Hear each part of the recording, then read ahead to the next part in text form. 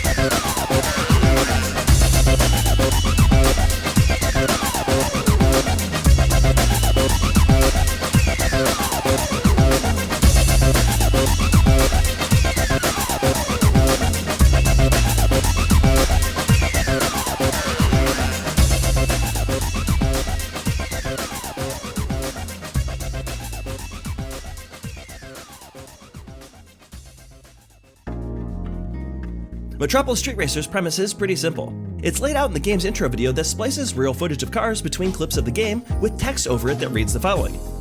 We have created a new language, Kudos. A new way of thinking. Beyond your conscious ability, it breathes style and precision. It seeks ambition, and it will change the way you think about driving. It's not about how fast you drive, it's about how you drive fast. The Kudos system rewarded drivers for racing stylishly, and gives racers points to unlock different tracks and real cars over the course of 25 different challenges. So the idea with this system is that as you race, you want to hit top speeds, take risks, and try to drift around corners to maximize the amount of style points that you can earn. But this also means that you can wreck and end up with a points penalty. This of course gave gamers a constant risk versus reward scenario as they attempted to master all the different courses in the game. Metropolis Street Racer also gave a variety of different game modes like Hot Lap, one-on-one races, single street races against several opponents, and a championship series against 3 opponents over 4 races. Now, another interesting aspect of this game that it should absolutely be remembered by is that it was actually an early example of what has evolved into open-world racing games. Metropolis Street Racer places you in highly detailed versions of London, Tokyo, and San Francisco. And these locations were painstakingly reproduced in an age before Google Street View. To do this, the development team had to physically visit each city and then take thousands of photos and video in order to accurately render the cities and create exciting areas in which to race through. If you can try to imagine, they actually had to document and then recreate every level of detail from the streetlights to curbs, billboards, signage, as well as various storefronts. Not only were the street names accurate, the game featured recreations of local monuments, as well as a mix of fake and real brands that would appear on billboards and storefronts like Fujifilm, TDK, McDonald's, Nescafe, Sanyo, Samsung, and tons more. Metropolis Street Racer simply was a visual treat, and honestly, the game still looks fantastic. Now, to get back to the music, another one of the genres that appear in the game is a grooving jazz and funk-inspired set of tracks. The game's radio stations do an incredible job of presenting the music that you hear as if it were created by a variety of different artists, and it blows my mind that just Richard Jacques created all of them. This time around, in this block of music, we're going to tune into that jazz-funk genre and listen to 3 absolutely stunning songs. First, we're going to listen to the cool track called Low Lights. This song has an amazing 90s New Jack Swing style drum with a lovely piano and a grooving bass that is just a pure mood. After that, we're going to listen to the Hot Heat of Outside In. This song's friendly and upbeat groove will definitely lift your mood with its jazz-funk infused inspiration. And then we'll finish the block with a brilliant song called Think About It. This track's fast beats, killer keyboards, and smooth horns make this a classy act to top off this block. So let's hop into the driver's seat, get groovin', and hit the road.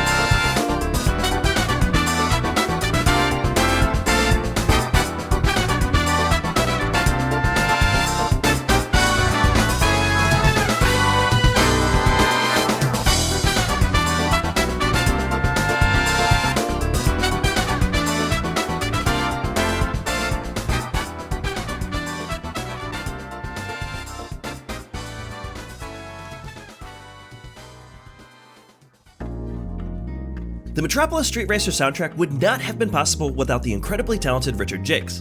His background studies at the Royal Academy of Music in London and his natural given talent has armed him with the tools to develop an incredible portfolio of excellent music over the years. And Richard got his start working in video game music just after getting his degree, and quickly became the lead composer at Sega Europe.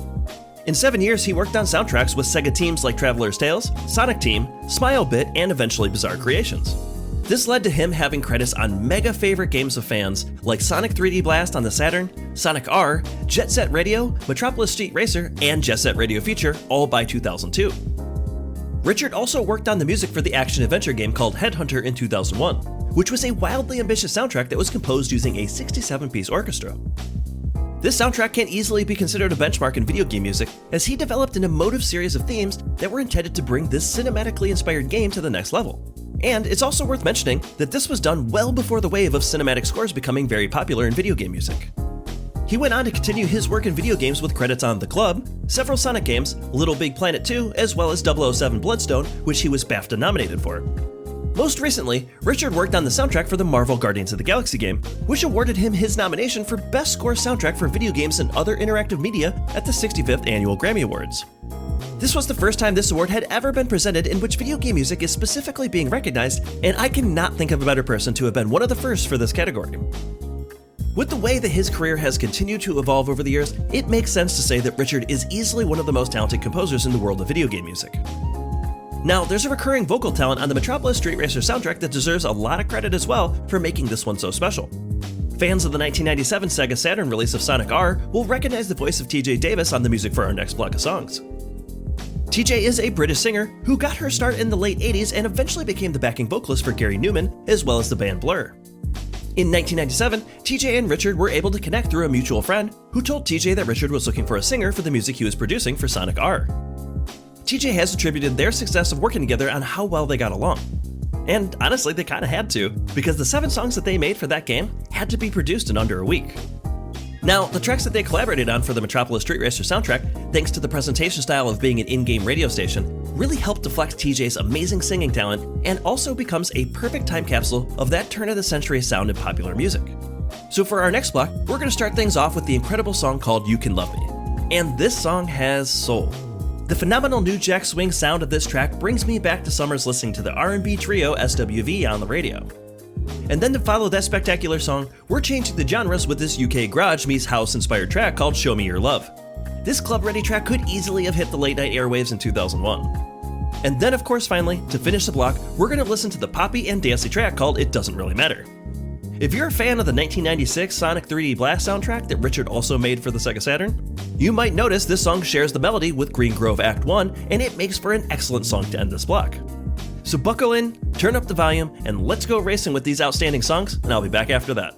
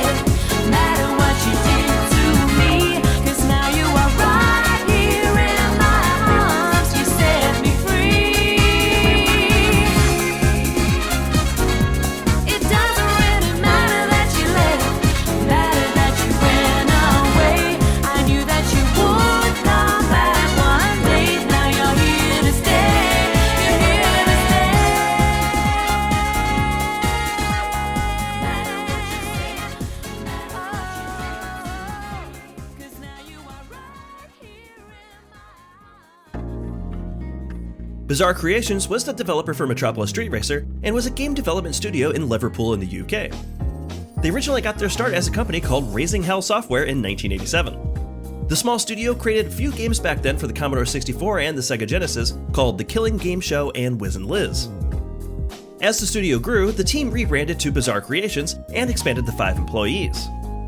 Then later, they expanded to 11 employees when they had a chance to create a Formula 1 game for the PlayStation 1.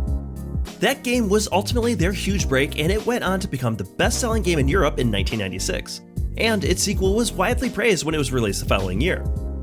Thanks to their Formula 1 racing pedigree, Bizarre Creations was selected as a semi-first-party developer for Sega. That's when they were tasked with creating a city-based street racing game where the city was just as much part of the experience as the racing was.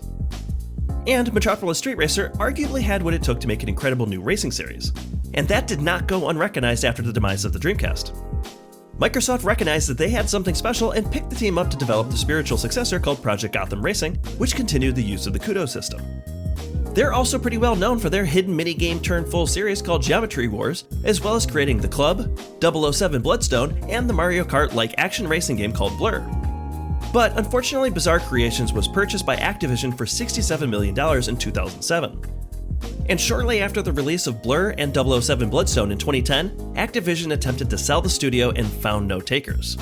Within a few months, they decided that the staff of Bizarre Creations was redundant and formally closed the studio in early 2011. So let's get into this final block of music and play it in honor of the staff of Bizarre Creations as a thank you for all of their work on some of the most fun and high-quality racing games that are out there. To start this final block of tunes, we're going to go all in on the heaviest dance beats this soundtrack has to offer. So get on your dancing shoes, get your glow sticks, and grab your UFO pants because we're going to the Metropolis Street Rave. First, we're going to hear the song called Intro. This wickedly dark techno beat is what plays during the intro of the game where they introduce the Kudos system to the player. Then, we're going to mix right into a track called Club Paris. This track very much reminds me of the early trance song from 1996 called Children by Robert Miles. And then following that one, and to wrap this all up, we're going to hear one of my favorite songs in this soundtrack called Overdrive. Kudos to Richard for this absolute banger of a 2000s dance track because it's the perfect song to end this block with. So let's hit it, and I'll be back after that.